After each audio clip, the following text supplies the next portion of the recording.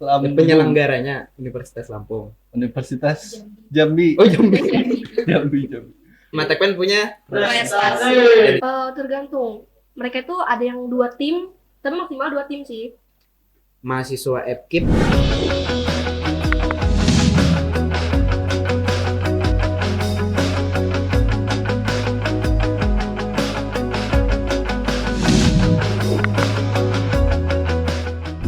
Karena sering kita tahu bahwa mahasiswa FKIP khususnya Tekpen itu kan dalam 1 semester mengembangkan media dan sumber belajar itu banyak. Tapi itu hanya dijadikan sebagai persyaratan untuk lulus mata kuliah tertentu. Tapi distribusinya tidak ada. Nah, kontribusi Tekpen itu kan sebenarnya harus dari situ, dan saya melihat peluang itu sehingga memang sepertinya kita perlu wadah. Jadi ketika kawan-kawan membuat media pembelajaran, membuat sumber belajar, dan kemudian itu terbuang sia-sia ketika sudah dinilai lalu mendapatkan kelulusan dari mata kuliah itu dan hanya nganggur di harddisk atau bahkan dihapus, lebih baik mungkin kita sediakan wadahnya, kawan-kawan bisa kontribusi di sana untuk setidaknya melalui hal-hal kecil kita membantu ketersediaan media dan sumber belajar di pendidikan kita di Indonesia. Mungkin gitu sih terkait gagasan kreatif. Dan mungkin lanjut kayak kan tadi udah dijelasin gitu prestasi dari ketiga orang ini. Mungkin dari Ulun pertanyaannya, semangat apa sih yang memotivasi kalian untuk terus berprestasi gitu, kayak aku tuh harus prestasi, itu tuh semangat atau motivasi dari mana sih? Mungkin dari Kak Helmi dulu. Kalau dari aku ya, mungkin rasa ingin berubah aja gitu. Soalnya dari keseharian itu jarang ada kerjaan gitu. Jadi ibaratnya tuh nganggur terus. Jadi coba-coba aja gitu, ikut-ikut lomba. Kan kemarin tuh seleksinya cuman online gitu. Jadi cuman bikin video kan, rekam, terus kirim gitu. Pendaftarannya online juga kan. Jadi coba ikut gitu aja gitu.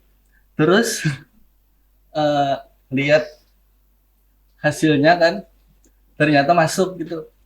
Masuk ke finalis. Itu pun juga nggak nyangka dari 20 universitas masuk sebagai finalis, terpilih dalam cabang tilawah. Dan untuk keberangkatan kemarin itu juga nggak ada kepikiran buat berangkat gitu. Jadi tiba-tiba di chat Prof Dwi, tiba-tiba disuruh ke ruangan beliau, datang ke ruangan beliau, langsung disuruh buat ditanya gitu, kapan mau berangkat. Jadi gitu aja sih. Jadi untuk semangat ikut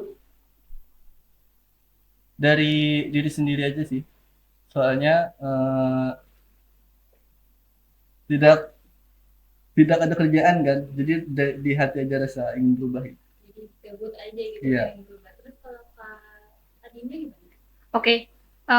Tadi di awal sebenarnya kan moderator atau ini kakaknya ada bilang, ada tanya sebenarnya masalah aku aktif organisasi tapi gimana nyimbanginnya kan, dan itu kayaknya tadi aku belum terjawab, sorry guys. Jadi di sini sekalian aku menyampaikan apa yang membuat aku semangat sampai detik ini, dan terkait dengan masalah organisasi kemudian akademik tadi gimana cara nyimbanginnya akan aku jawab langsung di sini.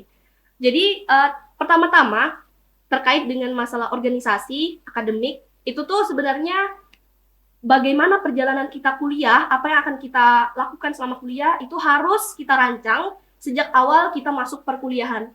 Kalau aku pribadi, aku merancang itu dari hari pertama aku diterima SBMPTN atau aku lulus SBMPTN 2020. Di sana aku sudah menuliskan beberapa poin-poin yang ingin ku capai selama perkuliahan. Ada hal yang tercapai, ada yang tidak akan tercapai, memang tidak bisa tercapai, dan ada hal yang sedang proses untuk mencapainya. Di antara beberapa hal tersebut, termasuk sebenarnya menjadi mahasiswa berprestasi. Namun sangat disayangkan, karena aku semangatnya ini di awal itu sempat turun naik, namanya maba kan masih menggebu-gebu. Tapi setelah menghadapi realita perkuliahan itu sempat turun semangatnya. Tapi apa yang membuat kembali semangat? Ya karena tujuan-tujuan awalku tadi. Aku punya tujuan, kuliah ini kita harus punya tujuan, jangan cuma kuliah, masuk kelas, keluar sudah dapat gelar, cukup sampai situ, jangan. Tapi karena aku punya tujuan tadi, akhirnya walau aku misalnya down aku kembali ingat tujuan awal. Kembali semangat lagi. Di samping itu juga ada orang tua yang selalu alhamdulillah mensupport ayahku, selalu mensupport aku dalam hal akademik, terutama perlombaan dan lain sebagainya. Masalah organisasi, aku memang anaknya dari sekolah sudah aktif organisasi, ada organisasi pramuka dan ada organisasi PSHT. Sehingga di perkuliahan aku kembali menyambung kedua organisasi tersebut, yaitu ikut UKM Pramuka WLM dan ikut UKM PSHT Komisariat WLM. Ada lagi satu organisasi yaitu LPM Kindai atau Lembaga Persuasiswa Kindai, itu tingkat universitas. Pernah juga ikut KPUM WLM tahun 2021, jadi memang cukup aktif di organisasi kampus. Cuman ya itu tadi, kenapa pada akhirnya walau aktif di organisasi, akademik alhamdulillah bagus, IPK juga alhamdulillah memuaskan, kemudian bisa ikut kompetisi atau lomba-lomba, itu karena ada tujuan awal tadi, karena punya tujuan. Kita itu harus punya tujuan kan, lagi-lagi kita harus punya tujuan. Kalau kita selalu ingat dengan tujuan kita, maka kita tidak akan mengambil jalan yang malah menyesatkan kita dan pada akhirnya tidak bisa mencapai tujuan. Dan walau aku aktif organisasi, karena aku punya tujuan jadi mahawapres, walau itu tidak bisa dicapai, Maaf, saya mengambil jatah Anda. oke dimaafkan. Nah tapi kan dengan ikut lomba, walau nggak bisa jadi mahawapres kayak Rizal, cuman ada poin plus karena ikut lomba itu tadi gitu yang bikin semangat. Dan sebenarnya semangat untuk ikut lomba ini cukup terlambat datangnya. Di semester 6, harusnya semester 6 ini udah banyak prestasinya, cuman karena kadang males, minder, takut kalah, gak ada partner untuk lomba, akhirnya hal-hal inilah yang bikin gak bisa berkembang atau stuck di situ-situ aja. Sebenarnya kalau kita mau mencoba atau mau berusaha mengalahkan rasa pesimis dalam diri kita, menggantikannya dengan optimisme, insya Allah, ya dengan coba-coba tadi kayak Helmi, gabut ngerasa nggak ada kerjaan, terus coba-coba ikut lomba, menang. Itu bukankah suatu hal yang memuaskan untuk diri sendiri? Dan sebenarnya lomba ini bikin lagi sebenarnya kalau menang. Iya. Kalau kalah itu bikin down sih. Menang dan ada uang pembinaannya. Nah, itu uang pembinaan tuh penting soalnya. Soalnya kita juga kan mikir tuh perlu konsumsi, kita apa-apa tuh perlu. Nah, yang namanya uang juga itu ya salah satunya. Cuman di samping hal itu, organisasi, akademik, dan prestasi itu 3 poin yang harus diseimbangkan kayak gitu. Jangan sampai berat sebelah, jangan sampai mentang-mentang organisasi aja, kuliahnya nggak dipentingkan, tugasnya asal kerjain, jadi beban kelompok tuh jangan. Walau kita aktif organisasi, jadi beban kelompok jangan sampai. Itu prinsip ya, kita harus punya tujuan dan kita harus punya prinsip yang kita pegang sama kuliah. Kemudian ikut lomba juga, ya nggak usah lomba yang offline terus kayak Helmi seleksi online, akhirnya alhamdulillah bisa ikut yang offline-nya juga, ikut sampai final, bisa keluar daerah. Kita tuh harus punya angan-angan, mimpi, cita-cita, dan jangan cuma jadi angan-angan doang, tapi kita juga harus bangkit untuk mewujudkannya. Itu yang bikin semangat. Dan oh ya, satu lagi, circle itu sangat bermanfaat untuk membangun semangat. Kalau circle kita atau lingkungan kita, orang-orangnya itu malas, dalam artian dia kayak cuma kuliah kayak gitu-gitu doang gitu, nah lambat laun kita itu akan terpengaruh. Kalau kita nggak punya prinsip, kita nggak punya pendirian, kita nggak punya tujuan, kita akan terpengaruh dengan lingkungan tersebut. Penting banget nih lingkungan ini sebenarnya. Bayangin kalau kita dikelilingi dengan orang-orang yang berprestasi, dengan orang-orang yang ambis, bukankah kita akan terdorong untuk melakukan hal yang sama kayak gitu? Walau mungkin nggak seambis mereka, cuman seenggaknya kita memiliki semangat, memiliki motivasi untuk bisa menjadi seperti mereka. Itu penting banget sama perkuliahan.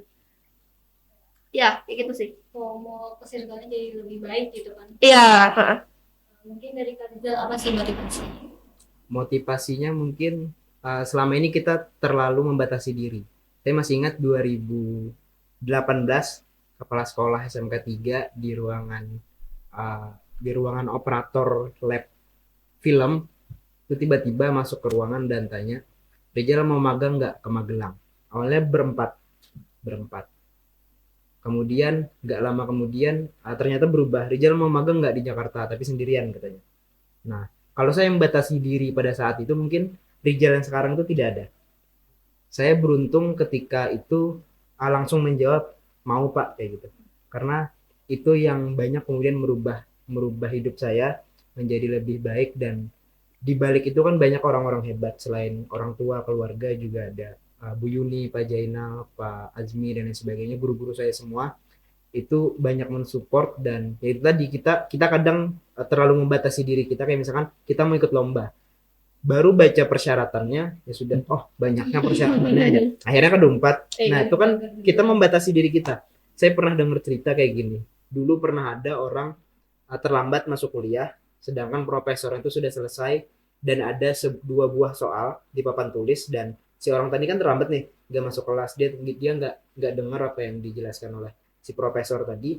Kemudian dikira PR yang di papan tulis tadi, dikira PR, lalu pulang dikerjakan, lalu besoknya itu dikumpulkan ke meja profesornya, karena profesor ini kan sibuk ya, profesor itu sibuk, jadi tidak sempat tercek mejanya, dan beberapa hari kemudian atau beberapa bulan kemudian profesor ini beres-beres meja dan melihat bahwa ternyata ada yang menyelesaikan soal itu. Dan menariknya adalah soal itu adalah soal yang tidak terpecahkan selama puluhan tahun di dunia. Apa pelajaran bisa kita ambil dari sana adalah kenapa si siswa yang terlambat tadi bisa menyelesaikan soalnya, itu karena dia tidak dibatasi oleh sebuah stigma bahwa ini soal yang tidak terpecahkan, ini adalah soal yang sulit. Dan seharusnya kita seperti itu, bahwa kalau kita mau daftar beasiswa, oh ini beasiswa, kita pede aja kayak gitu, yang penting daftar. Kemudian kita daftar lomba juga dan sebagainya. Mungkin itu sih. Dan kemudian saya itu suka bikin target-target yang aneh, kayak misalkan dulu waktu maba tuh saya kan lahir tanggal 22 Maret. Jadi saya kepikirannya saya mau masuk Instagram Hima nih 22 kali. Karena kalau masuk Instagram Hima tuh kan bukan yang orang sembarangan, tapi ada prestasi, kemudian jadi delegasi ini atau ikut organisasi ini dan lain sebagainya. Sehingga kalau sekarang dihitung kayaknya saya nggak hitung lagi sih, karena itu kan cuma target yang sesak, target yang kepikiran, terus saya selalu berpikir untuk mau mewujudkan itu. Mungkin itu sih. Untuk lebih detail terkait pertanyaan Mbak Berliana tadi, mungkin bisa dibaca di majalah LPM. Saya pernah juga diwawancarai terkait hal itu. Jadi mungkin nanti buletinnya boleh di-share ke link YouTube-nya biar bisa. Iya. Cantumin aja link buletin tadi. Dan baca berita-berita LPM. Oke, kita lanjut ke pertanyaan selanjutnya. Sulit nggak sih bagi kalian ini bagi waktu gitu kan, sudah berprestasi, sudah ada tugas kuliah, jadwal, organisasi lagi, gimana cara membagi waktunya? Oke, aku akan jawab ya. Sebenarnya banyak juga teman-teman yang tanya, kok kamu bisa aktif organisasi tapi IP kamu tinggi? Kok bisa kamu kayaknya pulang pergi BJM, BJB terus kemana-mana tapi kuliahnya tetap jalan, tugas-tugasnya alhamdulillah tetap terselesaikan. Oke, jadi aku akan jelaskan mungkin tips juga buat kalian yang agak takut nih masuk organisasi atau kayak pengennya fokus kuliah aja. Aku akan kasih tip.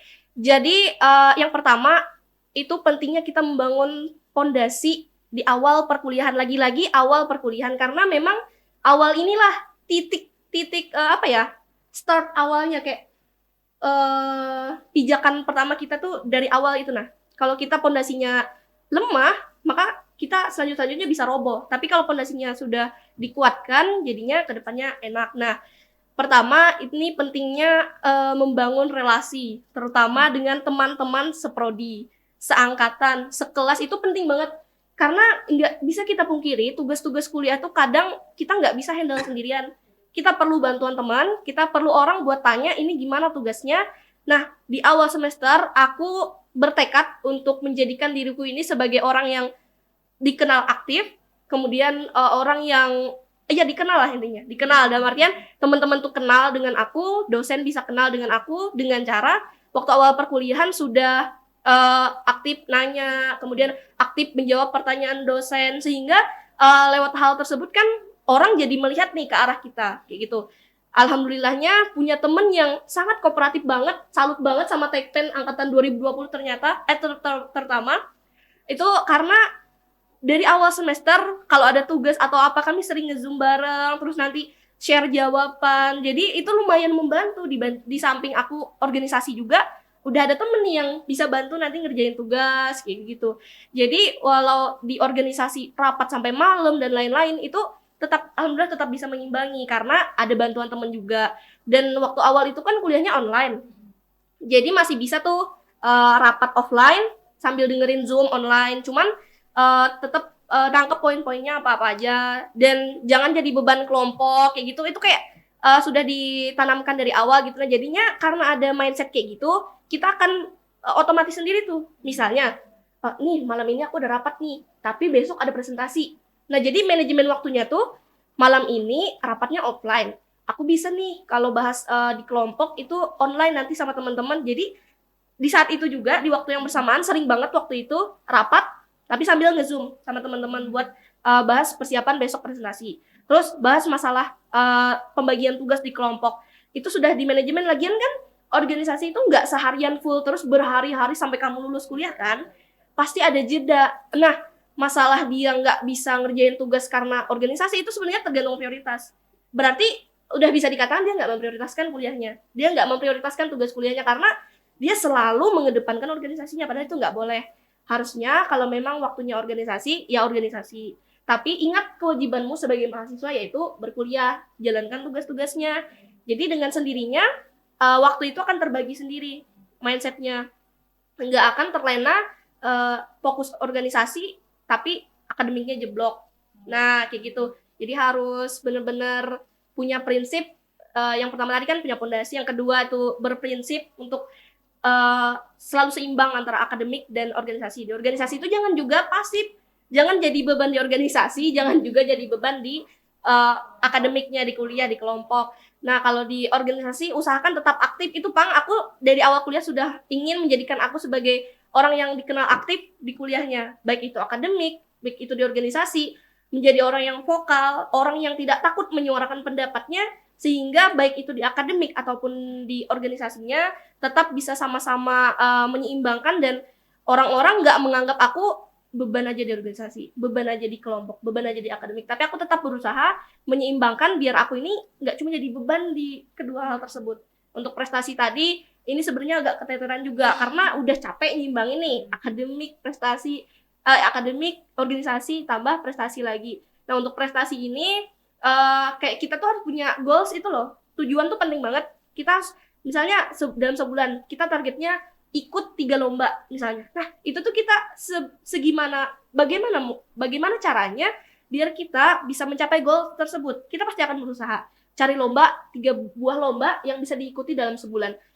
Apa-apa aja lombanya. Kayak gitu tuh lebih bagus gitu dan menunjang. Jangan sampai kayak aku udah mau semester 7 baru sadar bahwa astaga prestasiku kok nggak ada ya yang bisa dicantumin di CV, kok cuma organisasi aja. Nah itu jadi catatan penting buat kalian, buat prestasinya juga. Kalian tuh berpotensi, semua orang berpotensi, tinggal gimana kita mengembangkannya, dan kayak kata Rizal tadi, jangan membatasi diri.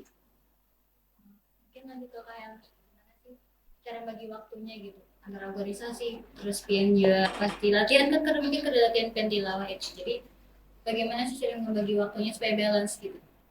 Kalau dari aku, jujur aku orang yang kurang suka berorganisasi sebetulnya. Tapi sekarang aku sadar bahwa organisasi itu penting sekarang. Soalnya di organisasi kita banyak dapat pengalaman, banyak hal baru yang kita dapat di dalam organisasi. Saya dari awal perkuliahan itu pernah masuk OKM tingkat universitas, tapi di sana saya kurang aktif gitu. Jadi sebetulnya dalam organisasi itu kita perlu juga orang-orang yang kita kenal buat kita bisa sharing, diskusi di dalam organisasi. Tapi karena kemarin saya ikutnya sendirian, jadi agak sulit untuk berdiskusi mengenai organisasi di dalam UKM itu. Jadi sebetulnya untuk membagi waktu, mungkin saya tidak terlalu pintar dalam membagi waktu. Mungkin kayak Adinda atau Rizal lebih bisa lah gitu kan. Tapi kalau dulu itu kan dalam latihan tilawah itu seminggu itu ada 3 kali. Sekarang sudah jarang untuk latihan. Paling kalau ada mau tampil atau ada perlombaan seminggu sebelum baru latihan. Itu pun melalui YouTube. Kalau latihan sebenarnya itu lebih bagusnya ada guru sih. Kalaunya di perkuliahan ini kan nggak ada gurunya gitu. Agus Salim. Nggak ada beliau. Nggak tahu siapa gitu. Mungkin kedepannya itu dalam perkuliahan tuh mungkin ditambahkan lagi tuh kayak UKM yang ya tentang tilawah, syarhil segala macam. Soalnya di Universitas Jambi itu MTK itu ada UKM-nya yang menghandle. Jadi setiap ada perlombaan MTK itu mereka sudah siap orang-orangnya, syarhil siapa orangnya, tilawah siapa orangnya, tartil siapa. Jadi sudah siap. Terus di umumnya pun yang MTK umum itu sudah disiapkan pelatihnya.